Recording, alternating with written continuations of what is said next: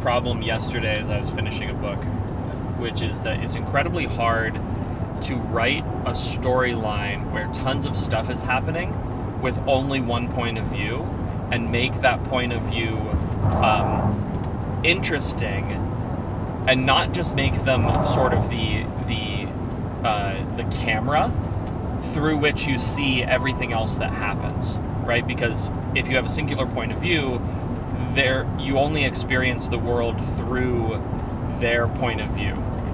And so multiple point of views allows you to essentially just move the camera around, and you get to see all of, like, everything that happens.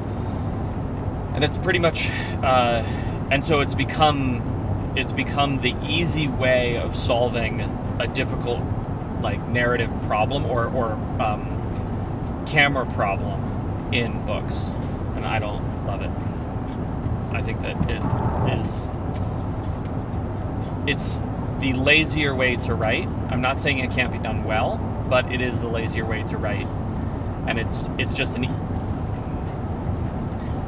I'd rather have a really strong singular point of view or a singular character that we follow around in order to get the story, because I think that ultimately that creates a richer story, and you get more investment in the characters and in the story if you're narrow in your focus, as opposed to just being like, well, I'll give everybody their moment to shine, right? It's really hard to invest in those characters when you're doing that. Do you think you can still get enough development out of characters without having their storylines, like, as the central point of view?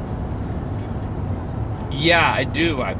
Because your main character is going to exist in relation to everyone else, right? And so what's important in a story is change, how things shift over time. And so what's really important for your point of view character is how they change and how they affect the world around them. But if you have tons of characters where you're just swapping into the point of view for the sake of the narrative, to make the narrative easy to understand, or to make the narrative flow really smoothly, then what happens is you don't have enough time to actually develop the relationship between that character and everything that's going on around them, which makes them flat, right? And so you just end up with a bunch of flat characters, and yeah, you're skipping around, but there's no genuine buy-in from the audience or from the reader. So I think that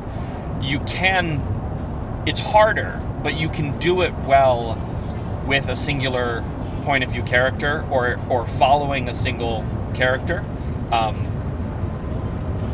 and then just looking at and focusing on the relationships that they have with everybody around them, and the relationship that they have with the world around them.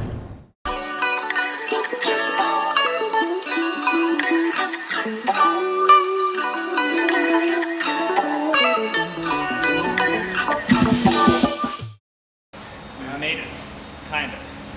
Yes. Welcome to Indianapolis. Right. Home of something. Home of something. Gen Con? Gen Con. Home of Gen Con. It's Gen Con.